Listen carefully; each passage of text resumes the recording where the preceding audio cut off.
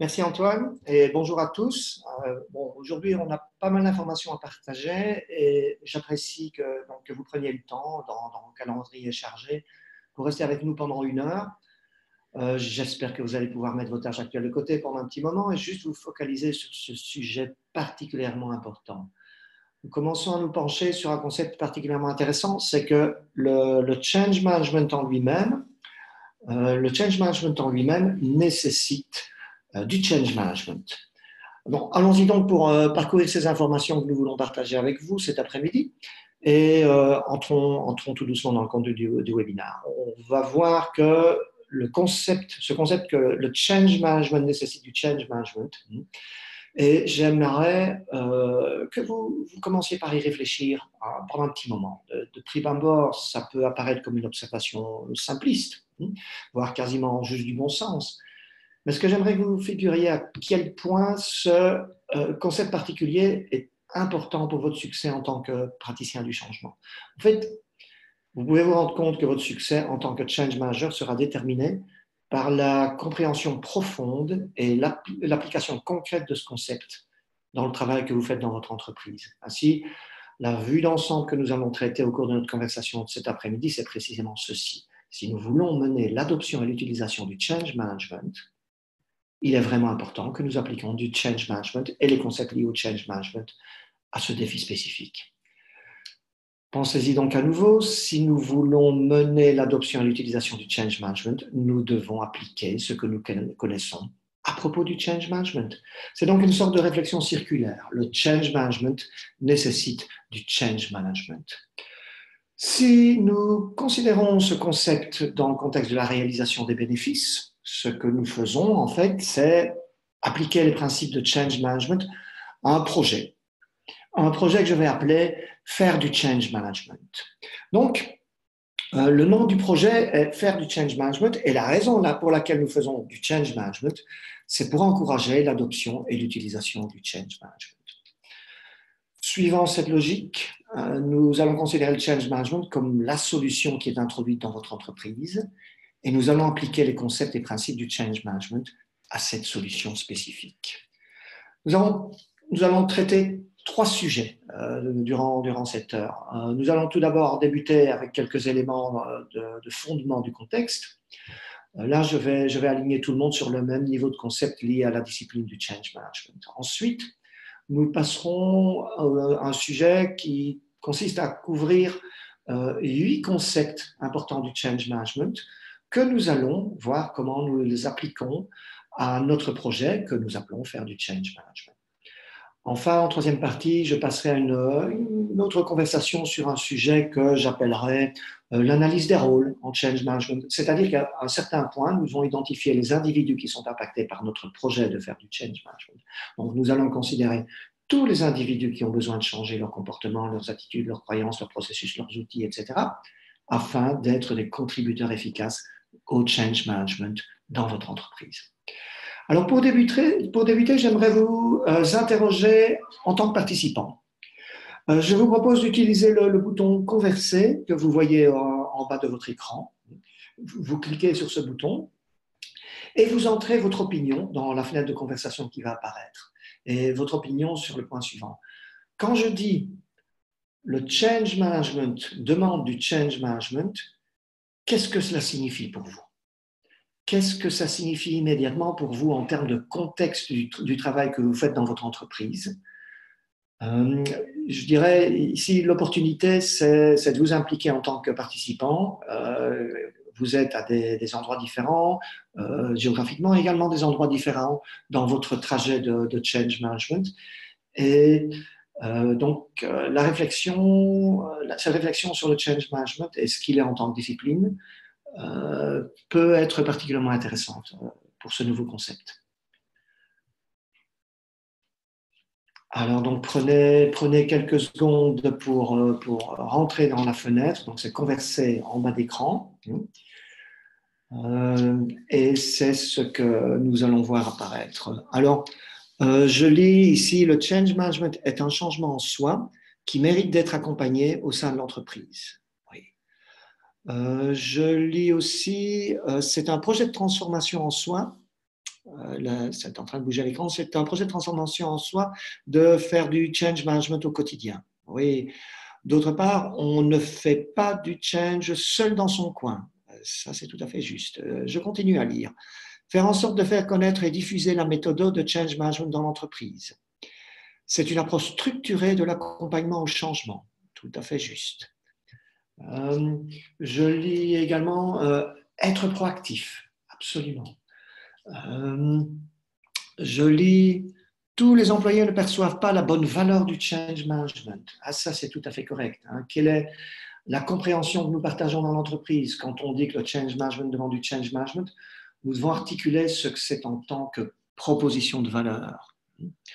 Oui, je lis ici, nous devons être patients. Nous devons être patients et oui, je vous donne ici l'opportunité de formuler ce défi avec vos propres mots. Ah, je lis encore ici un autre commentaire. C'est un projet qui doit être porté par l'ensemble de sa boîte. Le change management doit être transparent, annoncé, expliqué. On n'avance pas masqué. Ce commentaire est tout à fait correct. Cela demandera beaucoup de transparence de mettre en place le change management. Je continue à lire. Il y a tellement de personnes qui ont un rôle à jouer dans le change management. On doit les accompagner dans ces nouveaux rôles qu'ils doivent prendre. Et c'est exactement ce qu'on va découvrir pendant cette heure-ci. Je continue. Le change management en tant que processus structuré nécessite une phase d'adoption longue et une attitude ouverte à la démarche au quotidien. L'adoption d'une approche de change management est un objectif en soi qui est indispensable pour progresser dans l'entreprise. Nous avons besoin d'un super sponsor, communiquer sur le change, bref, les divers plans classiques. Et c'est tout à fait juste. On va voir que pour mettre en place le change management, il faudra bien sûr planifier la gestion de ce changement. L'accompagnement des équipes doit se faire suivant une méthode commune. Oui, je vois que vous avez en effet beaucoup de commentaires particulièrement intéressants sur ce concept de change management qui nécessite le change management. En fait, par ceci, je voulais juste vous donner l'opportunité de partager votre compréhension du défi et aussi de le formuler avec vos propres mots et de le connecter à votre propre situation dans votre trajet de change management. Comme je l'ai mentionné, nous avons 3 sujets à l'agenda et le premier, c'est le fondement. Ceci est une citation que j'utilise souvent. Vous m'avez probablement déjà entendu l'énoncer à plus d'une reprise, car c'est pour moi une synthèse essentielle des valeurs principales du change management. Je vous la lis. Les succès d'une organisation sont les résultats de l'effort combiné de chaque individu. Nous pouvons certainement considérer cela dans le contexte d'un changement de processus ou d'un changement d'outil ou d'un changement de structure dans votre entreprise, mais ça s'applique tout autant et avec la même intention lorsque nous nous référons au fait que le change management demande du change management. Ainsi, le résultat de chaque individu dans ce trajet de changement est ce qui nous permet d'obtenir les effets et bénéfices au niveau de l'entreprise. Et ceci est une autre illustration que certains d'entre vous connaissent déjà. J'utilise ceci pour parler du change management, du changement organisationnel, de l'état actuel vers l'état futur. Il y a 3 états du changement, l'actuel, le transitoire et le futur, et tout ce concept de la contribution individuelle à chacun de ces états. En fait, ce sont les petites boîtes. Ce sont les individus qui sont personnellement dans leur propre état actuel et ont besoin d'aller au travers de leur propre transition pour concrétiser cet état futur. Et comme nous le savons trop bien, eh bien, nous pouvons perdre des gens sur le parcours. Ça ne veut pas nécessairement dire que nous les avons vraiment perdus. Je veux dire qu'ils n'ont pas entièrement réussi leur transition vers cet état futur qui s'aligne avec notre état futur organisationnel. Et c'est dans l'achèvement de tous ces états futurs que le changement se produit effectivement. Ainsi, dans cette condition particulière que j'appelle le change management devant du change management, et puisque le projet est faire du change management, nous devons définir qui sont ces personnes dans ces points individuels et à quoi ressemblent les transitions et futures, les états de transition et les états futurs. Cet élément fondamental qui reste valide quel que soit le changement dont nous parlons. Et c'est ça, évidemment, que nous allons explorer. Alors, je vous montre ici une représentation graphique que j'appelle la proposition de valeur commune. Elle démontre et illustre que pour tout changement dans notre entreprise, il y a quelque chose que nous appelons le volet technique. C'est ce qui va être fait différemment. C'est ici que nous voyons ces mots-clés: concevoir, développer, livrer. Dans notre cas particulier, qui va être fait différemment, c'est que nous allons commencer à appliquer les principes de change management et une approche structurée et intentionnelle pour le changement sur nos changements. En ce qui concerne le volet humain, c'est là que nous allons faire en sorte que ce changement se produise vraiment, lorsque les gens l'acceptent, l'adoptent et l'utilisent, et c'est précisément là que se situe le change management. Ainsi, notre succès dans l'application du change management sur les projets sera déterminé par la façon dont nous appliquons le volet humain. Et dans le cas présent, le volet humain de l'application du change management. Ce que j'ai vu se produire, et j'espère que ce n'est pas une expérience que vous avez dans votre entreprise, ce que j'ai vu se produire, c'est que les change managers tombent dans le piège de devenir tellement enthousiastes pour la solution de ce change management qu'ils apportent à l'entreprise, qui commettent les mêmes erreurs que ce que nous veillons à faire éviter dans notre travail de coaching. Ils peuvent essayer d'introduire le change management sans sponsorship. Il peut y avoir des rôles impactés pour qu'ils ne prêtent aucune attention à ce que les étapes de transition et futur signifient. Ou nous n'avons pas de coalition de sponsorship pour amener ceci sur le plan de gestion des projets dans l'entreprise ou vers les experts qui doivent contribuer au succès et aux effets recherchés. Et parfois, même parfois, il n'y a pas de communication sur ce qui se passe, ni même le pourquoi, ni même la valeur du change management pour l'entreprise. Donc, fondamentalement, tous ces concepts s'appliquent. Et la question à laquelle nous répondons ici est quel est ce changement que nous gérons? Vous avez cette phrase à l'écran: faire du change management sur le projet X. Vous pouvez instancier ce qu'est le projet X. Est-ce votre projet SAP, ou est-ce un projet d'automatisation de processus, ou est-ce une transformation culturelle, fusion-acquisition, ou tout autre type de changement complexe? Eh bien, dans notre cas, nous allons spécifier, à la place de projet X, faire du change management. Il s'agit donc de faire du change management sur faire du change management et de jouer votre rôle pour augmenter l'adoption et l'utilisation et fournir les résultats et effets attendus. Nous devons donc entamer la conversation au sujet des rôles et nous devons entamer la conversation au sujet des principes qui sous-tendent cette conversation. Je vais commencer par quelques définitions. Nous pouvons donner une définition formelle de ce qu'est le change management. C'est un processus structuré, un ensemble d'outils pour gérer le volet humain du changement. Ça sonne très discipliné et focalisé, et le plus souvent, ça nous amène à considérer la stratégie et les plans, c'est-à-dire les choses que nous faisons.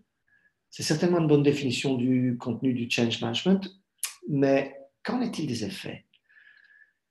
C'est la raison pour laquelle j'aimerais que vous commenciez à élaborer votre propre définition du change management, au-delà de ce que vous faites, pour y inclure ce qu'en fait vous apportez. Voici un exemple. En tant que change manager, vous catalysez les transitions individuelles pour fournir les résultats organisationnels. Donc le concept ici n'est pas ce que nous faisons, mais en fait ce que nous apportons. Donc, un des premiers défis que je vous propose dans le contexte du projet intitulé « Faire du change management », c'est d'avoir une définition claire de ce qu'est en fait le change management.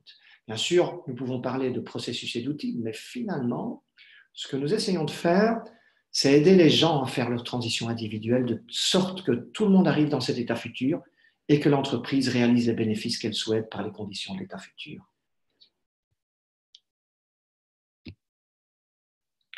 Je vais vous proposer une troisième définition du change management. C'est une que j'utilise beaucoup quand je parle de méthodologie et d'outils, mais finalement, ce que nous nous efforçons de faire, c'est préparer, équiper et soutenir les individus au travers de leur propre trajet du changement. Dans de nombreux cas, en tant qu'entreprise, nous parlons de l'importance de nos gens. Notre ressource la plus importante, c'est notre personnel. Le change management en tant que discipline peut s'aligner avec ce concept de préparer, équiper et soutenir les individus au travers de leur propre trajet de changement pour faciliter la transition, réaliser les bénéfices organisationnels et traiter notre personnel de la façon dont nous voulons qu'il soit traité. Et ce n'est pas la même chose que simplement leur envoyer un mail le lundi, pour une formation le mardi, pour un passage en production ou un événement de lancement le mercredi. Ça, c'est pas du change management. Si nous voulons retourner notre réflexion et nous mettre à considérer ce que ça signifie de préparer, équiper et soutenir les individus au travers de leur propre trajet de changement, hein, nous, nous devons comprendre que ces concepts vont être primordiaux. Le concept de succès collectif en tant que résultat de tous ces changements individuels. L'impact des volets concevoir, développer, livrer et l'impact de accepter, adopter, utiliser. Et nous devons prêter attention à une définition liée au change management et à ce que ça signifie pour nous dans notre entreprise. Alors, la question suivante, c'est qui doit adopter et utiliser ce projet intitulé Faire du change management? Donc, vous avez ici une illustration en deux parties. L'une, la partie de gauche, c'est la structure organisationnelle. Et la partie de droite, c'est le côté la structure de changement. Alors, je vais aller au travers de chacun de ces éléments et mettre en évidence les caractéristiques clés des individus impliqués par ce projet intitulé Faire du change management. Il y a certainement les cadres supérieurs. Ce que nous avons besoin qu'ils fassent, c'est devenir d'excellents sponsors du changement. Ça signifie certainement d'aller au-delà de signer des bons de commande ou une charte de projet, mais de devenir des sponsors et participants actifs et visibles. Et alors, vous voyez l'acronyme ABC qui signifie actif et visible, bâtir une coalition, communiquer directement. Ce sont les conditions d'état futur pour les individus qui se trouvent dans le rôle de cadre supérieur dans la structure organisationnelle. Nous voulons également l'implication et la participation des managers, deuxième niveau, ceux qui sont les people managers dans l'organisation. Nous avons besoin qu'ils soient des coachs efficaces pour leurs collaborateurs et fassent plus que simplement annoncer le changement, pour véritablement plaider pour le changement et soutenir tous les membres de leur équipe au travers de leur processus de changement. Et nous utilisons un autre acronyme pour la condition d'état futur liée à ce rôle spécifique, c'est CLARK, pour communiquer, faire le lien avec le projet, être ambassadeur du changement, gérer les résistances et coacher. J'en parlerai plus en détail un peu plus loin lorsque je décrirai ces rôles. Et au bas du triangle se trouvent tous les individus dans l'entreprise qui doivent adopter et utiliser le changement qui est introduit.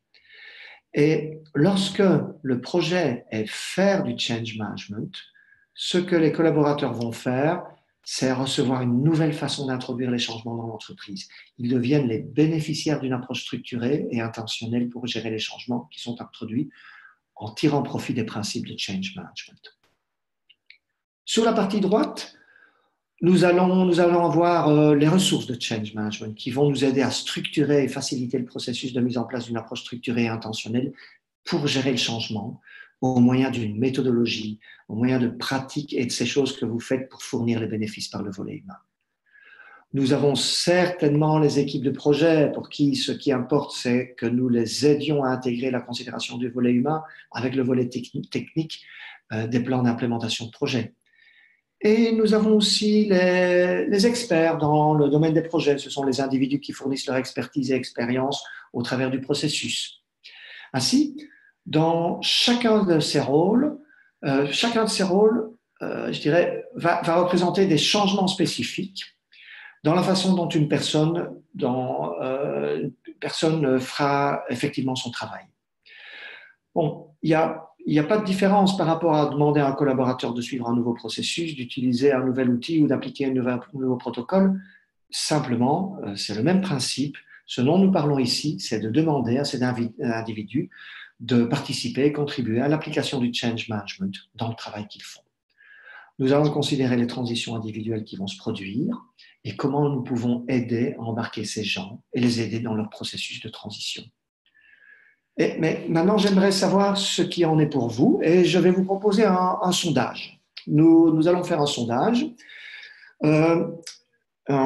interactif bien sûr, par lequel je vais vous poser cette question. Un sondage qui va apparaître à l'écran. Lesquels de ces rôles avez-vous déjà effectivement engagé dans le rôle lié au change management? Vous pouvez cliquer sur plusieurs réponses. Hein. Peut-être que vous en avez déjà engagé plusieurs. Donc, je mentionne ici les cadres supérieurs, les directeurs, les managers également, les collaborateurs eux-mêmes, l'équipe de change management elle-même, les équipes de projet, et également d'autres experts et fonctions de support des projets. Ce que j'essaie de faire ici, c'est ce que nous allons essayer ensemble, c'est d'apprendre mieux où vous sentez que vous avez véritablement fait un travail véritablement efficace pour impliquer et embarquer ces rôles spécifiques dans la conversation. Donc, prenez quelques secondes pour rentrer, pour cliquer sur les cases appropriées. Nous allons collecter vos contributions à ce sondage. Et puis, nous allons découvrir les données et les partager entre nous pour voir la considération que les autres participants à ce webinaire ont sur cette question.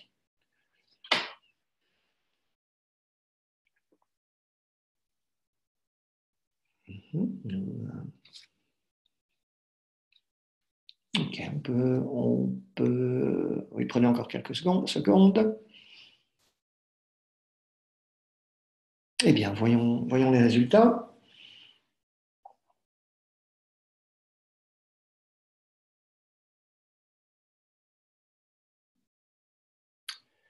Et voilà, donc lisons-les ensemble. 67%, donc 2 tiers des participants ont déjà entamé un engagement efficace des cadres supérieurs dans cette initiative de mettre en place le change management. Le plus haut score, c'est vis-à-vis des managers, 78%. Ensuite, pour les collaborateurs, 61%. Équipe de change management, 61% des participants. Équipe de projet, même chose. Et puis, pour les fonctions d'experts, les fonctions de support des projets, 39%. Donc, là, je vois que près de 80% des participants ont déjà engagé effectivement les managers dans leur rôle de meneur efficace du changement.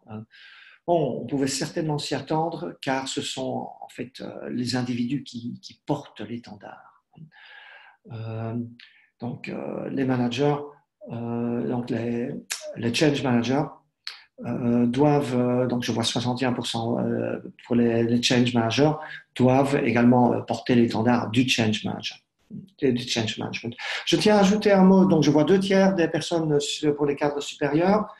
Bon, je dirais que très souvent avec des clients, ce que j'entends, c'est qu'ils ont apporté ce discours à leurs dirigeants pour obtenir du sponsorship pour l'introduction du change management en tant que discipline, mais qu'ensuite, ça s'assombrit au milieu. Hein. On n'obtient pas cette cascade du message au travers de toutes les couches managériales intermédiaires, qui ont aussi un rôle important à jouer dans le contexte de l'introduction du change management en tant que discipline. Donc, je vous encourage à continuer cet effort avec les cadres supérieurs. Ok, mais plutôt, je pense, de très bons résultats ici. Après avoir considéré ces rôles que vous avez cochés dans le sondage, je vous invite à considérer maintenant que ce que ça peut vouloir dire, c'est que les rôles que vous n'avez pas cochés sont peut-être des rôles avec qui vous ne vous êtes pas encore engagé efficacement. Ce sont ceux avec qui vous pouvez avoir besoin de travailler un peu plus pour véritablement les toucher dans le contexte de ce qui leur tient à cœur, pour vous aider à les engager dans cette conversation sur leur rôle lorsque nous essayons de faire du change management en tant qu'approche structurée et intentionnelle pour gérer la façon dont les gens sont équipés et soutenus au travers des changements. Passons maintenant à la deuxième partie, à la deuxième section de notre conversation. C'est celle qui consiste à considérer les principes de base du change management que nous appliquons à tout changement. Nous allons voir comment les appliquer dans le contexte de faire du change management et vous avez ici 8 principes à l'écran. Le sponsorship, le what's in it for me, la communication, la gestion proactive des résistances, le renforcement, la connaissance nécessite de la pertinence, le changement est un processus et bien sûr, ADKAR. Alors, ce que je vais faire, en traitant chacun de ces principes, c'est considérer ce que serait son application ou extension de ce principe quand le projet dont on parle est faire du change management. C'est particulièrement important pour commencer à considérer ce qui va être nécessaire pour que cela se produise dans votre entreprise. Et si vous êtes déjà au-delà de ce point, vous pouvez utiliser ceci comme une opportunité de regarder en arrière et potentiellement identifier certaines lacunes que vous pourriez envisager de combler. Ou si vous n'en êtes qu'au début de ce processus, encore à l'élaboration du business case du change management pour votre entreprise, vous pouvez commencer à prendre des notes au cours de cette discussion sur la façon dont vous pouvez donner vie à ceci et dans votre entreprise. Eh bien, commençons par le sponsorship. Ce que nous avons de la recherche, c'est que parmi les principaux facteurs de succès, le sponsorship actif et visible, c'est l'indicateur numéro 1 dans les 10 études qui ont été menées par ProSci et pas à la marge. Nous parlons d'un ratio de 3 sur 1, parfois même 4 sur 1 par rapport au deuxième contributeur. Et ce ne sera pas différent de n'importe quel autre changement, si votre changement est faire du change management. Donc, ce que je veux vous encourager à faire, c'est considérer à la fois les interventions de sponsorship de type poussé et de type tiré pour le défi de ce changement spécifique. Dans une perspective de type poussé, nous avons certainement besoin que nos cadres supérieurs deviennent d'excellents sponsors du changement. Vous avez donc besoin de les rencontrer et leur parler de l'importance d'aller au-delà de signer des bons de commande et une charte de projet, et de leur rôle en tant que participants actifs et visibles. C'est un élément du tableau. Nous allons vers eux et nous leur tenons ce discours de la valeur du change management. Alors, il peut y avoir une transition intéressante. Vous pouvez avoir besoin de continuer à leur montrer les bénéfices et leur parler de la proposition de valeur telle qu'elle s'est produite dans votre entreprise, de telle sorte que les sponsors commencent maintenant à demander du change management sur les initiatives qui nous financent. Et ça, c'est la partie tirée. Pensez donc à la distinction entre le poussé et le tiré. Ce dont nous avons vraiment besoin de la part de nos cadres supérieurs, c'est qu'ils indiquent la direction, c'est qu'ils donnent de la guidance et qu'ils affichent leur engagement. C'est donc notre transition du poussé vers le tiré, du support passif au support actif. Et si vous êtes maintenant dans la situation où ils donnent plus de support passif, évaluez quel est l'écart et comment combler cet écart pour faire en sorte qu'ils deviennent beaucoup plus actifs dans leur participation et qu'ils demandent que le change management soit un composant essentiel de vos initiatives de changement. Passons au principe numéro 2, c'est le WIFM, What's in it for me, qui veut dire qu'est-ce que ça m'apporte. Il s'agit essentiellement de répondre à la question qui va apporter une appropriation importante de la part de l'organisation. Dans ce cas, nous n'installons pas une solution, mais nous sommes ici pour apporter des bénéfices. Regardons donc ce que l'application de ce principe signifie pour le projet faire du change management. Alors, mon premier commentaire, c'est que ça va varier en fonction des publics cibles. Je vais présenter ici 4 publics cibles que vous allez pouvoir considérer. Le premier, c'est les cadres supérieurs. Si vous parlez à des directeurs et cadres supérieurs dans le but de vendre le discours du change management et sa proposition de valeur, eh bien, le qu'est-ce que ça m'apporte pour ce public sera plus souvent lié au retour sur investissement. Leurs considérations seront du genre comment puis-je maximiser le retour sur investissement pour un projet particulier ou une initiative de changement. Donc, quand vous commencez à connecter le retour sur investissement de leur projet au discours de l'adoption et de l'utilisation, à montrer que les bénéfices sont connectés au volet humain du changement, au fait que les collaborateurs changent la façon dont ils travaillent, qu'ils adoptent le changement tel qu'il est conçu et apporté à l'entreprise, c'est le message clé. Et qu'est-ce que ça m'apporte pour les directeurs et cadres supérieurs. Au niveau des managers intermédiaires et des managers de proximité, nous pouvons présenter le qu'est-ce que ça m'apporte dans le sens d'aider les collaborateurs à réussir. C'est-à-dire que les managers s'aident eux-mêmes et aident leurs collaborateurs à réussir, pour réussir. Ce sera donc le qu'est-ce que ça m'apporte pour les managers intermédiaires et managers de proximité.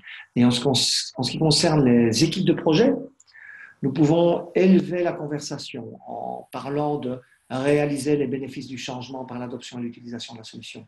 Donc, il ne s'agit pas juste d'installer une solution, mais d'apporter des bénéfices.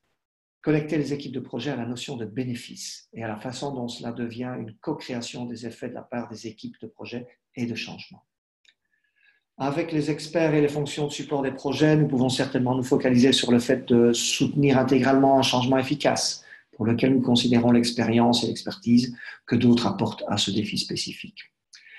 Maintenant, pour vous-même, commencez à réfléchir à qu'est-ce que ça m'apporte, ce qu'est cette question essentielle pour l'appropriation du changement auprès des différents publics cibles impliqués, qui doivent aller au travers de leurs états actuels, transitoires et futurs, en tant que contributeurs aux effets de notre projet de faire du change management. Le troisième principe que je veux appliquer dans le contexte de ce défi et de ce changement, c'est la communication. Nous apprenons beaucoup sur la communication dans le programme de certification, qui est une exploration profonde de la méthodologie.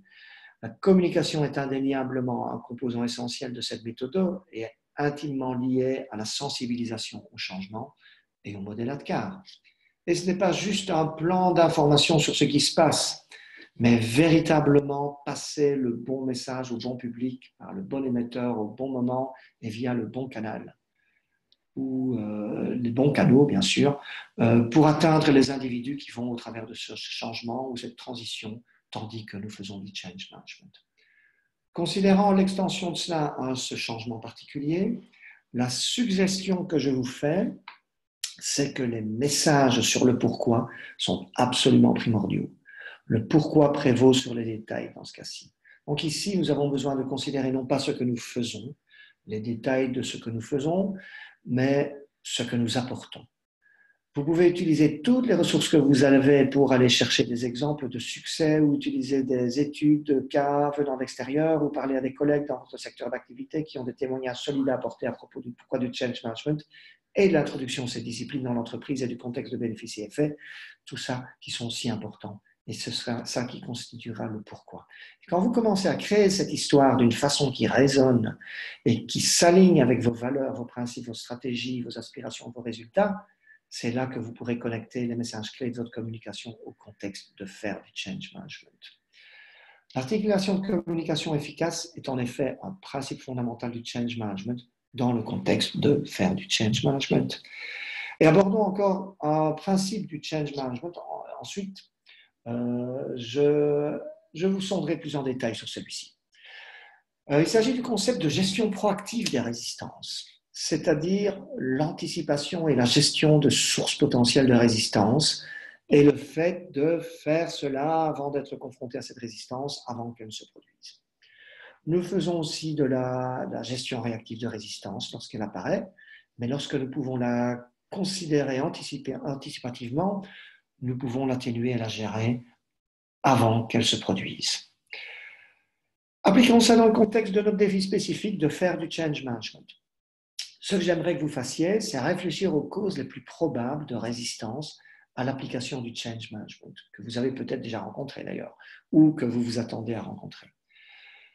Ça peut être de la part de différents niveaux ou groupes dans votre entreprise. Ça peut être de la résistance que vous rencontrez de la part des dirigeants, des managers, des équipes de projet ou de l'ensemble de l'organisation.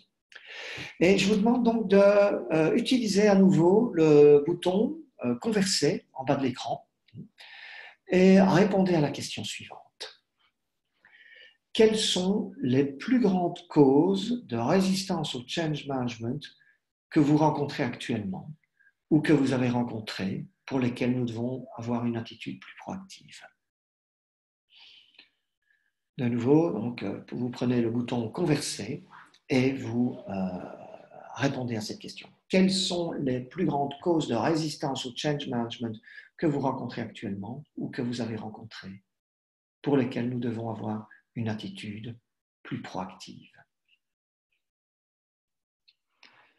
Alors je lis incompréhension, ça coûte trop, euro, euro, euro. Incompréhension de l'intérêt du change management. Une mode qui va passer. Manque de compréhension des résultats attendus. On n'est pas là pour faire de la psychologie, mais pour travailler. Oh, comme c'est intéressant. Les résistances émotionnelles liées au confort, aux habitudes, bien sûr. Je lis pas de volonté de changer. Je lis le change management, c'est du vent. Tout ça entre guillemets, bien sûr. Le change management, c'est du vent. On investit, mais on ne reçoit aucun retour sur investissement. Et je lis flèche faux, point d'exclamation. Oui, oui, ici, nous sommes inondés. Je vais encore vous en lire quelques-uns, mais je ne pourrai pas tout lire. Pas de volonté de changer. Je pense. On n'est pas là pour faire de la psychologie. Oui, celui-là, je l'ai lu. Voilà. Une bande de psy. La peur de l'inconnu. Manque de temps pour s'intéresser à un nouveau sujet. La peur de perdre son expertise, peur de perdre le contrôle, peur de ne pas être à la hauteur. On n'a pas le temps. L'outil à mettre en place ne répond pas aux attentes. Or, il faut changer l'outil alors que c'est un retour en arrière. On a un service comme pour informer. Oui. Manque de WIFM, donc qu'est-ce que ça m'apporte? Manque de WIFM au change management. Souvent, on considère que les chefs de projet peuvent faire du change management, donc pas besoin de change manager dédié. Et oui, je l'entends trop souvent, celle-là. La peur de la nouveauté. On a toujours très bien fonctionné sans change management. Ah, tiens donc. L'impression d'être un pion. Tiens donc. Et on a toujours fait ça. Ah, tellement intéressant. Euh, j'ai lu à plusieurs reprises ici, ça prend du temps. Le change management, ça prend du temps. En effet, c'est quelque chose qui revient souvent. Beaucoup de personnes vont adhérer au concept de change management et vont acquiescer de la tête en disant oui, c'est parfaitement sensé, oui, nous devons absolument le faire, oui, nous voulons soutenir, équiper, habiliter les gens au travers du changement. Mais ça prend du temps, ça prend des ressources et ça prend de l'énergie. C'est un discours face auquel vous devez être préparé à répondre. Utilisez par exemple les données de corrélation entre l'efficacité du change management et notre aptitude à mener les projets dans les temps impartis et dans le respect du budget. Et la corrélation est directe et montre qu'avec une meilleure application du change management, nous avons plus de chances de livrer dans les temps et dans les budgets. Donc, utilisez ces éléments-là. Donc voilà, je voulais vous donner l'opportunité de réfléchir par vous-même. Beaucoup d'éléments que vous avez mentionnés sont des résistances. Et en gestion proactive des résistances, nous les mettons sur papier, nous les considérons et nous planifions les approches et actions pour surmonter ces résistances potentielles. C'est quelque chose que j'aimerais que vous fassiez pour vous-même. Comment allez-vous surmonter certaines des résistances qui viennent d'être identifiées? Alors, on va passer au principe numéro 5, c'est le renforcement. C'est un composant critique qui est d'ailleurs apparu dans les réponses parfois à certaines questions de résistance. C'est qu'on le met en place et puis hop, on voit des retours en arrière. Donc, oui, c'est vrai, c'est notre tendance naturelle, psychologique, physiologique, de revenir vers ce que nous savons. Nous adressons abondamment à tous ces groupes pour les aider à aller au travers de ce concept, de leurs propres états actuels, transitoires et futurs, mais il est bien possible qu'ils reviennent aux anciens comportements. Nous pouvons avoir un sponsor actif et visible qui, lors du changement suivant, ne se comporte plus de cette façon. Nous devons donc continuer à renforcer les comportements que nous essayons d'inculquer. Une façon de faire ça, bon, et ce n'est pas vraiment spécifique au projet Faire le Change Management, en fait, c'est certainement de reconnaître le travail qu'ils font pour que ce soit un succès, la reconnaissance. Nous avons également besoin de leur montrer l'impact. Si vous pouvez élaborer votre propre récit sur les succès, allez vous procurer les données, regardez vos tableaux de bord, vos métriques, regardez vos indicateurs de performance, ceux avec et sans change management, et faites-leur relater pour vous le récit de la valeur que vous apportez à l'entreprise avec votre discipline du change management. Et surtout, remerciez les gens pour leurs efforts. Parfois, ce sera un simple merci à un sponsor actif et visible pour lui montrer à quel point vous appréciez qu'il ou elle a libéré du temps dans son agenda pour faciliter le coaching que vous lui apportez. Remerciez-les pour l'énergie qu'ils y mettent. Ce sont les types d'activités qui renforcent les changements de comportement que nous voulons inculquer lorsque nous introduisons et engageons l'entreprise autour du change management. Et le 6e principe concerne la connaissance. Ici, nous allons parler brièvement du modèle ADKAR dans quelques minutes pour mieux préciser ça, en nous faisant parcourir les trajets de sensibilisation, volonté, connaissance, aptitude, renforcement. Et bien, le modèle ADKAR va mettre en évidence que la connaissance a besoin de pertinence. Un des concepts de base de la théorie d'apprentissage chez les adultes, c'est que nous avons besoin d'utiliser notre connaissance le plus tôt possible, voire de l'appliquer pendant que nous apprenons. Donc, nous avons besoin de traiter un problème pressant et appliquer notre connaissance immédiatement. Ainsi, dans le contexte, le change management nécessite du change management. L'apprentissage que nous faisons mérite de se pencher sur la question de l'impact et de faire de la formation, pas de faire de la formation juste pour faire la formation. Une des choses qui nous tient à cœur chez Nexum, d'ailleurs, c'est dans toutes nos activités de formation, c'est d'aider nos clients à comprendre la proposition de valeur, de faire les formations en contexte, de mettre ce contexte en pratique et de former les sponsors, les managers, les équipes de projet au moment où ils ont vraiment besoin de ces compétences. Nous ne voulons pas former au change management coûte que coûte.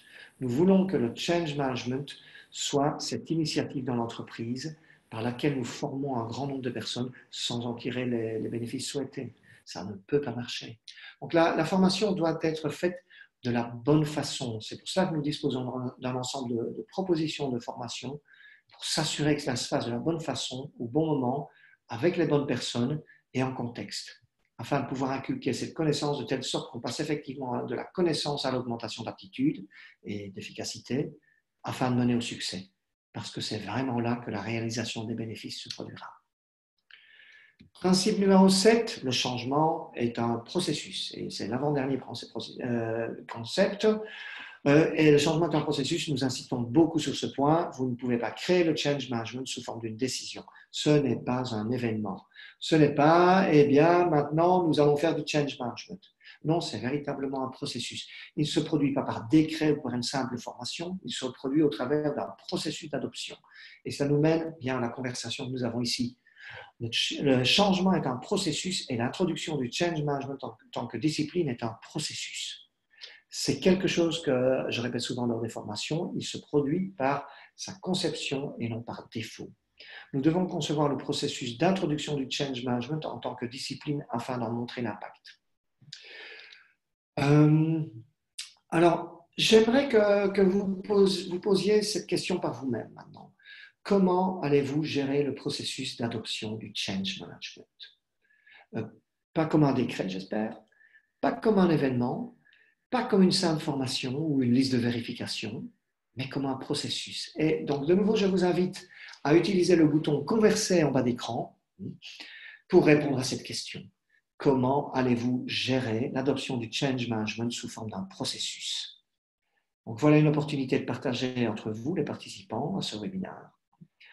Ça peut être un véritable défi pour certains d'entre vous. Vous pouvez vous dire, je ne suis pas sûr de ce que je vais faire précisément. À quoi est-ce que ça pourrait ressembler, le fait de gérer sous forme de processus l'adoption du change management? Eh bien, voilà vos réponses à vos questions. C'est justement ce que j'essaie de définir, nous dit un participant. Eh bien oui, si vous commencez à mettre ceci en contexte du change management, les réponses vont commencer à vous venir à l'esprit. Si nous regardons notre état actuel et si nous décrivons notre état futur, nous considérons ensuite tous les individus impliqués et nous considérons le processus ADKAR pour chacun de ces individus et groupes. Et c'est comme ça que vous allez commencer à gérer ceci sous forme d'un processus. Je pense avoir recours à la méthode ADKAR. Je suis actuellement à l'awareness avec les directeurs. Eh bien, je dirais que c'est un bon début et c'est une excellente chose de recourir à la méthode ADKAR pour ceci. C'est absolument indispensable. N'attendez pas que les directeurs soient directement performants par rapport à cela. Ils ont aussi leur propre ADKAR. Je lis pilotage via un Change Management Office. Je pense en effet que c'est une excellente idée de commencer à développer un Change Management Office. Je lis également introduire les concepts de Change Management dans le plus de discussions possible. Oui, je lis, ça bloque au D, donc à l'élément design, la volonté avec les collaborateurs. Oui, les collaborateurs, en effet, il faudra aborder ça. C'est un point particulièrement important. Je lis, je vais commencer par tenter d'identifier qui a besoin de quoi et quand pour avancer dans son changement. Eh bien, c'est précisément ce qu'on va aborder dans la troisième section de ce webinaire. Je vais commencer par tenter d'identifier qui a besoin de quoi et quand. Oui, c'est ce qu'on vient de voir. Et je lis également en le présentant comme quelque chose de nouveau et enthousiasmant avec un nouveau nom. Ah, je pense en effet que c'est une excellente idée. Je lis intégrer le change management dans la stratégie d'entreprise. Absolument, oui. Eh bien, en effet, déjà pas mal de quelques bonnes idées. Et ce que je vous propose de faire pour avancer, on va passer maintenant au dernier des principes, c'est bien sûr le principe ADKAR. Bon, on ne peut certainement pas concevoir l'introduction de changement du niveau d'une entreprise sans introduire ADKAR, ce modèle de changement individuel qui décrit comment chacun d'entre nous va au travers du processus d'adoption de changement. Nous devons être conscients du besoin, nous devons avoir la volonté de participer, de soutenir le changement, nous devons avoir la connaissance de comment changer. Vous connaissez donc le modèle ADKAR. Bon, nous avons abordé la question de la connaissance et de la formation juste précédemment. Elle est contextuelle et vient après la sensibilisation et la volonté. Après la connaissance vient l'aptitude à mettre en œuvre les compétences et comportements requis. Quelles sont ces compétences et comportements? Eh bien, nous allons en parler dans une minute. Et d'abord, bien sûr, le renforcement. Ce que je vais faire pour faire l'extension vers ce que ça signifie dans le contexte qui est le change management, nécessite du change management, c'est ajouter le terme change management à chaque élément. C'est-à-dire que je vais faire le discours ADKAR pour le changement que vous introduisez et qui s'appelle faire du change management.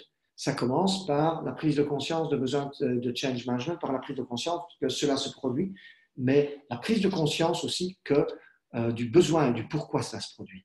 Je vais à nouveau mettre au défi et vous demander de considérer chaque groupe qui doit aller au travers de ce changement, nos sponsors, nos managers, nos équipes de projet, nos équipes de change management, nos experts sur le sujet. Où sont-ils sur leur propre trajet ADKAR dans le processus au travers de ces blocs de construction du change management, du changement individuel? C'est donc cela, le change management sur le change management. Eh bien, revoyons ce processus. Ceci est juste un rappel de ce que sont les questions clés ou les déclencheurs pour aider les individus dans leur trajet ADKAR, c'est-à-dire l'articulation de chacun des éléments pour mener les individus au travers du processus ADKAR, comme ils auraient besoin de le faire pour être des contributeurs à la discipline du change management dans l'entreprise. Ce sont des listes de vérification et vous pouvez vous y référer et vous poser la question, est-ce que j'ai la réponse à ceci? Avons-nous considéré chaque élément pour les personnes impliquées dans ce changement? Ça va nous aider à passer à la section suivante, qui est qui sont ces personnes, qui sont ces individus qui doivent être à bord de ce projet de faire du change management. J'ai 5 rôles ou domaines clés dont je vais vous parler et nous allons explorer chacun d'eux dans le contexte de ce que ça peut signifier pour eux d'être un groupe impliqué dans notre changement qui consiste à faire du change management. Voilà à quoi ça va ressembler. Nous allons remplir cette table et je vais l'appeler l'analyse des rôles ou la grille des rôles. Nous commençons par remplir la première colonne, les rôles. Ça peut être un rôle, ça peut être un nom, ça peut être des initiales. Ensuite, nous remplirons les colonnes suivantes. Qu'entend-on par adopter et utiliser pour ce rôle spécifique? Quels sont les impacts sur leur travail? Pour ça, nous allons utiliser les 10 types d'impact. C'est un outil que nous utilisons pour les analyses d'impact dans le programme de certification. Quand nous explorons pour un changement spécifique quels sont les groupes impliqués et quel va être l'impact sur eux. Et c'est exactement la même chose lorsque le changement consiste à introduire le change management. Ensuite, nous considérerons ADKAR. Je vous montrerai une utilisation très simple et vous pourrez voir à quoi ça ressemble. Et nous gardons l'espace pour indiquer les facteurs de succès auxquels vous pouvez contribuer en fonction de votre propre contexte organisationnel. Alors, tout cela se met ensemble au moyen de cette représentation des 10 besoins de changement individuel. La table que vous voyez ici est un outil que je trouve particulièrement utile. Vous y voyez une colonne intitulée « Hier » et une autre « Demain ». Bon, ça ne veut pas dire hier jeudi ou demain samedi, hein. Ça veut dire l'état actuel et l'état futur. Donc, dans le contexte de changement, pour les individus et les rôles dont on va parler, à quoi ressemble l'état actuel, qu'est-ce qui va changer et à quoi ressemblera l'état futur. Donc, les slides qui suivent comportent de nombreux détails et vous pourrez certainement trouver ce tableau utile. Il vous donne une définition de chaque besoin de changement au niveau individuel. Il décrit ce que signifie chacun des 10 types d'impact. Ça peut être une bonne référence pour vous lorsque vous commencez à appliquer cette approche dans le contexte de votre entreprise. Et ça fera partie des slides auxquels vous pourrez accéder après le webinaire. Donc, commençons par aborder, à élaborer ce modèle pour chacun des 5 rôles. Je vais vous donner une définition de ce qu'on entend par adopter et utiliser pour ce groupe ou rôle spécifique. Nous allons considérer les 10 types d'impact et sélectionner certains d'entre eux. Nous allons voir l'évaluation ADKAR simplifiée et nous allons mettre en évidence certains éléments clés pour l'engagement de ce rôle spécifique. Commençons donc par nos directeurs actifs et visibles. Nous en avons abondamment parlé. La recherche montre que ces directeurs actifs et visibles constituent le facteur de succès numéro un. Voyons à nouveau ce rôle. Participer de façon active et visible, bâtir une coalition et communiquer directement, c'est l'ABC du sponsorship. C'est l'état futur que nous voulons de la part de ce rôle spécifique. Et lorsque je parcours les 10 types d'impact, vous verrez des zones en bleu foncé et d'autres en bleu clair. Ça vous donne une indication de ce que nous considérons être l'impact potentiel sur le rôle de sponsor, en particulier lorsqu'ils appliquent le change management. Et les zones foncées indiquent des impacts probablement plus importants que les autres. Peut-être que dans votre entreprise, il n'y a pas ces impacts-là. Hein. C'est en effet un exercice que vous devez faire dans le contexte de votre propre entreprise. Hein. C'est juste une représentation des impacts que nous, chez Nexum, nous avons observé pour ce rôle spécifique dénommé sponsor, résultant de l'introduction du change management. Alors, vous pouvez aussi faire l'analyse ADKAR, l'évaluation ADKAR pour tout le groupe ou pour certains individus et formuler où ils se trouvent sur le processus ADKAR. Souvenez-vous, ou pour ceux qui n'ont pas encore pratiqué ADKAR, le premier élément d'ADKAR qui vaut 3 ou moins, c'est le point de blocage. Et c'est là que nous devons concentrer notre temps et notre énergie avant de continuer à suivre le modèle de changement individuel. Dans ce cas ici, si la sensibilisation a un score de 3, l'élément clé de focalisation pour créer l'engagement, c'est le pourquoi. Pourquoi maintenant? Quel est le risque si on ne le fait pas? Et alors, je vais vous donner quelques idées pour l'engagement avec un groupe de sponsors. Eh bien, arrêtez de parler de ce que vous faites. Commencez à parler de ce que vous apportez. Pour moi, ceci est un mantra pour nous rappeler de parler en termes de bénéfices et nous rappeler à quel point le langage utilisé a d'importance. Le retour sur investissement, capturez la réalisation des bénéfices et vous pouvez aider vos sponsors en les coachant tout au long du processus pour les aider autant que possible à être d'excellents sponsors. Voilà ce qui en est pour les directeurs et les sponsors. Passons maintenant au manager. C'est ici qu'apparaît le modèle Clark. Nous l'avons déjà évoqué, communiquer, servir de lien, être ambassadeur pour le changement, gérer la résistance et coacher. C'est l'état futur que nous voulons pour ce rôle de manager.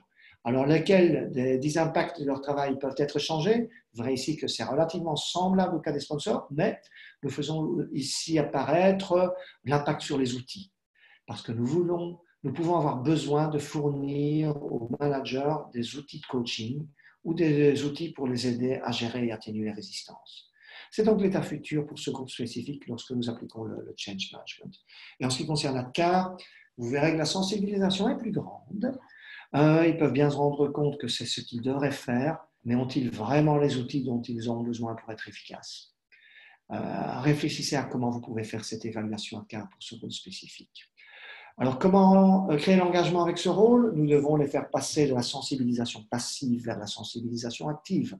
Il ne s'agit donc pas juste de savoir, mais de faire. Aider à positionner le change management, ce n'est pas autre chose, mais c'est quelque chose qui aide nos collaborateurs à réussir. Nous avons souvent l'objection du temps. Avons-nous le temps de faire ça? Et bien, ma réponse un peu provocante est: avons-nous vraiment le temps de ne pas faire ça? C'est la façon dont nous aidons les collaborateurs à aller au travers du changement, de telle sorte que les changements soient introduits avec succès, que nous réalisions les bénéfices et que nous puissions passer au changement suivant. Donc, nous pouvons aussi avoir besoin d'aide des directeurs pour leur libérer du temps, oui, absolument, dans le calendrier de ces managers. Car dans de nombreux cas, c'est vrai, ils ont une trop grande pression sur le temps. Ça peut donc être un point spécifique à aborder avec les directeurs pour donner aux managers le temps nécessaire pour étendre l'application des concepts et veiller à l'engagement de leurs collaborateurs. Eh bien, qu'en est-il des collaborateurs? Nous souhaitons vraiment qu'ils changent. Nous nous efforçons de mettre en place ce processus pour qu'ils réussissent les changements, qu'ils changent plus facilement, qu'ils s'engagent dans les changements et qu'ils excellent dans l'adoption et l'utilisation de ces changements. Et quand on considère les 10 impacts sur le travail des collaborateurs, il apparaît qu'il y a lieu de se focaliser sur les processus, sur leur état d'esprit, les croyances aussi et les comportements critiques. C'est ce que nous attendons d'eux, les employés. Ils ont un rôle à jouer, pas uniquement recevoir les changements, mais s'engager dans les changements. Ils ont une opportunité et un rôle pour contribuer à leur propre succès. Vous pouvez également utiliser l'évaluation ADKAR avec les employés. Nous utilisons un outil appelé donc le tableau de bord d'ADKAR, l'ADKAR Dashboard, qui vous permet d'utiliser ADKAR dans un contexte d'enquête, dont nous faisons avec SurveyMonkey. Vous pouvez commencer à collecter l'information sur la situation des gens dans leur trajet individuel de changement parmi la multitude de personnes grâce à l'outil d'enquête. Et parmi les moyens de créer l'engagement avec les employés, aidez-les à comprendre qu'il y a de meilleures et de moins bonnes façons de s'engager dans le changement et qu'eux aussi ont un rôle et une contribution pour leur propre succès. Le changement est la norme dans beaucoup d'entreprises. Ce que nous voyons, c'est une augmentation de la vitesse et de la complexité des changements. Cela doit être la nouvelle norme et nous devons préparer les gens pour le succès dans cette nouvelle norme. Il s'agit aussi de leur donner la gamme de compétences pour réussir en tant qu'employé dans votre entreprise. Il nous reste deux groupes. Penchons-nous sur les chefs de projet. Qu'en est-il des chefs de projet? Qu'entend-on par adopter et utiliser pour ce groupe? Ici, la focalisation va consister à les aider à mener l'adoption et l'utilisation par l'intégration du change management dans la gestion des projets. C'est là que nous commençons à superposer la structure et l'intention d'un ensemble de stratégies, de plans et de jalons avec des événements et effets sur la même trajectoire que le cycle de vie des projets. Vous voyez que dans leur cas, beaucoup plus d'aspects de leur travail sont potentiellement impactés par ce changement, parmi la liste de 10. Quand nous considérons les rôles ou les systèmes dès que vous commencez à intégrer dans votre approche actuelle la façon dont vous gérez les changements. Voici encore un exemple d'analyse de cas. Et si la sensibilisation est le point d'attention dans notre discours pour créer l'engagement, vous pouvez utiliser le concept de l'objectif commun partagé par la gestion du changement et la gestion de projet.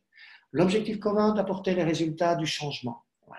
Et dans le contexte du projet Faire du Change Management, l'objectif commun est la façon dont nous soutenons, équipons et aidons les transitions. La focalisation sur le volet humain du changement, la complémentarité avec le volet technique et l'utilisation d'une approche structurée qui s'accorde parfaitement avec notre cycle de vie des projets. Et notre dernier groupe impliqué, c'est les experts et fonctions de support des projets. Ce que nous essayons de faire ici en termes d'adoption et d'utilisation, c'est d'établir des partenariats. Des partenariats avec eux pour mener les résultats et effets du changement et catalyser les transitions individuelles. Il y a plusieurs impacts parmi les 10 qui peuvent être considérés. Ça dépendra bien sûr de votre contexte spécifique et des types d'experts et ressources que vous veillerez à engager dans cette conversation, suivant que vous cherchiez à intégrer votre travail avec la DRH ou avec une équipe de développement organisationnel, ou Lean, ou Agile, ou des efforts d'amélioration continue. Alors, comment assembler tout ça sous forme de partenariat? De même, ici, on va d'abord regarder où ils en sont en termes d'ADCAR. Ça dépendra de votre contexte. Vous pouvez, par exemple, voir un niveau élevé de sensibilisation, mais moins élevé en ce qui concerne la volonté et la connaissance. Ainsi, vous chercherez en premier lieu à traiter le point de blocage au niveau de l'élément design, en tenant de façon sincère le discours de la proposition de valeur, le « What's in it for me » qu'est-ce que ça m'apporte et comment nous travaillons ensemble dans un effort coordonné pour apporter de la valeur.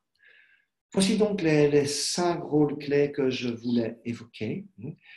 Et si chacun d'entre eux a été examiné suivant ce format d'identification de rôle, eh bien, maintenant, considérez ceci dans votre propre contexte.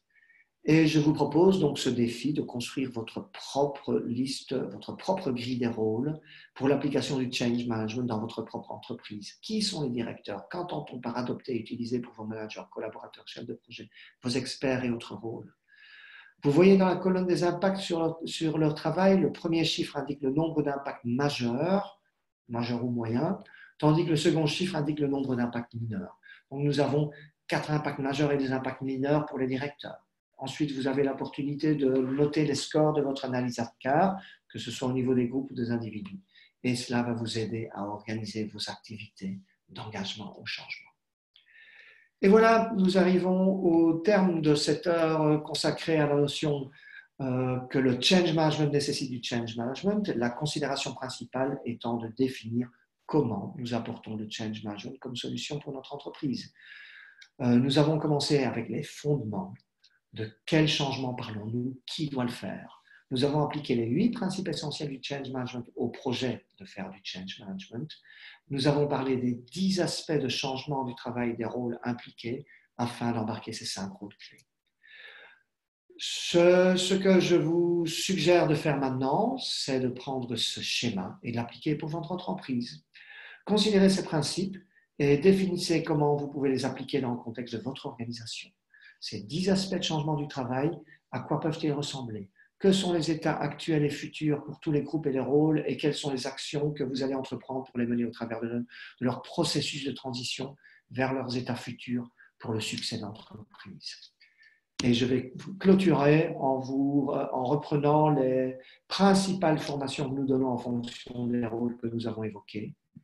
Pour chaque rôle, nous fournissons une formation ciblée qui s'inscrit dans le contexte spécifique de cet état futur que nous voulons, afin d'intégrer le change management en tant que compétence clé et facteur essentiel du succès individuel et organisationnel.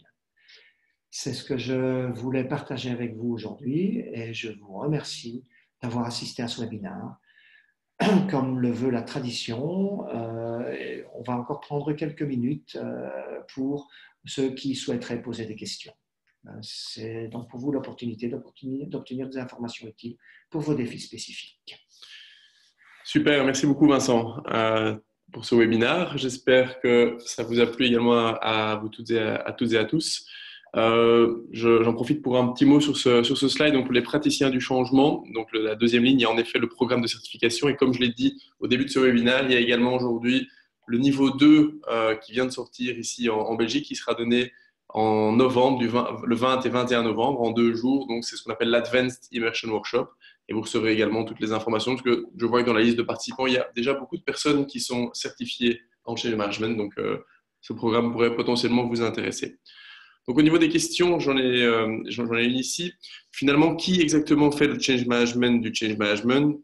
De qui est-ce le rôle? Est-ce que c'est le change manager du projet en cours qui fait aussi le change management du change management? Très bonne question. Et cette question est essentielle et fondamentale parce que, comme pour tout autre changement en entreprise, si ce n'est pas la responsabilité de quelqu'un, eh bien, ce sera la responsabilité de personne. Et comme vous le devinez, eh bien, ça ne se produira pas. Alors, qui le fait? Eh bien, le projet que j'ai appelé faire du change management, eh bien, figurez-vous que oui, c'est un projet.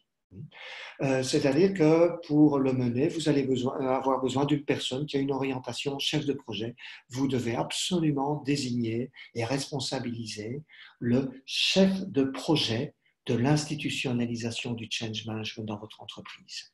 Donc, ça ne se fera pas entre le plat et le dessert. Il vous faut véritablement un meneur de cette initiative. Ça peut être un chef de projet. Ça peut également être un change manager, mais qui devra également fonctionner en tant que chef de projet. Il va falloir définir des activités de développement. Des activités de développement, par exemple d'adaptation des outils de la méthode, également de développement de consignes à suivre spécifiques au contexte de votre organisation. Donc, vous avez besoin véritablement d'une équipe de projet qui peut être réduite à une seule personne. Typiquement, dans une initiative comme celle-ci, je dirais la quasi-totalité du projet, c'est du change management. Donc, il est tout à fait envisageable d'avoir la même personne qui fait le project management et le change management pour une initiative comme celle-ci. Et je n'insisterai jamais assez, cette personne doit être assise à la droite du grand sponsor de cette initiative. Ok, merci beaucoup. Une autre question, c'est quels sont les groupes qu'il faut former en priorité? Ah oui, bonne question en effet, parce qu'il peut y avoir certaines spécificités. De façon générale, pour tout projet, le bon point de départ, c'est la communauté des change managers eux-mêmes. C'est ceux qui vont devoir mener le changement, gérer le changement sur une initiative de changement spécifique. Eh bien, ce seront les premiers à former. Ici, par contre, j'y vois la spécificité de par la nature de ce projet qui consiste à faire du project management. Les sponsors, le comité de direction de l'entreprise font également partie des premiers rôles à former. Parce que cette initiative doit venir de comment dirais-je, de ce déclenchement de prise de conscience au plus haut niveau de l'entreprise, un déclenchement qui doit vraiment partir du CEO, du PDG de l'entreprise, qui est Dans la macroéconomique, nous connaissons, les changements sont de plus en plus rapides, de plus en plus grands, de plus en plus complexes, de plus en plus interconnectés, de plus en plus transverses. Et les entreprises qui sont capables de s'adapter à ces changements, donc en développant l'aptitude au change management dans l'entreprise, seront les entreprises qui y survivront. Et donc, ce déclenchement doit venir de là-haut et du comité de direction. Donc, pour ce changement spécifique, en plus des change managers, des praticiens du changement, le comité de direction fait partie des groupes à former en priorité. Merci Vincent. Une autre question, combien de temps dure une telle transformation en général? Oui, bonne question, bonne question. Alors, une telle transformation, oui. Bon, c'est pas, en tout cas, bien sûr, c'est un long processus, comme on l'a dit et répété, mais c'est pas quelque chose qui se fait rapidement et ce n'est pas passer du tout noir au tout blanc non plus. Il y a un long dégradé qui peut être particulièrement long. Et pour cela, eh bien, je vais déjà donner un élément de réponse ici, mais on répondra à cette question de façon encore plus profonde lors de notre webinaire du 23 novembre sur la compréhension partagée de la maturité organisationnelle en changement. Je lève un coin du voile pour répondre à cette question, combien ça prend de temps. Il s'agit de considérer une échelle de maturité pour arriver à faire du change management dans l'entreprise. D'accord, au début, on arrivera à en faire un petit peu et de façon moyennement efficace. Et puis, on arrivera à le faire de façon beaucoup plus généralisée et puis de façon beaucoup plus standardisée, voire normalisée, et puis de façon beaucoup plus intégrée dans les compétences. Donc, il existe une grille de maturité que nous découvrirons donc le 23 novembre. Et pour répondre de façon plus précise à la question combien de temps, eh bien, je dirais ce que nous observons de façon majoritaire, c'est que très souvent, pour passer d'un niveau à l'autre de maturité, il faut compter environ 2 ans. Et une autre chose utile à savoir est que cette grille de maturité comporte 5 niveaux. Alors, ça va bien sûr de où vous vous situez dans cette grille. Si vous êtes encore au niveau 1 tout au début, eh bien, ça peut être vous voyez, une très longue maturation organisationnelle qui peut atteindre 6 à 8 ans. Si par contre vous avez déjà un certain niveau de maturité, peut-être 2 à 4 ans serait un timing plus raisonnable. Donc bien sûr, ça dépendra du point de départ, mais surtout, n'envisagez pas de faire une telle modification en 3 mois, 6 mois, voire même 1 an. Ça prendra plus de temps. Ok, très bien, merci beaucoup. Il n'y a pas d'autres questions à ce stade, donc mais nous vous souhaitons à toutes et à tous une très bonne après-midi et un bon week-end et nous vous enverrons du coup en suivi de ce webinaire les informations sur les prochains webinaires qui auront lieu. Bon après-midi, bon week-end à toutes et à tous.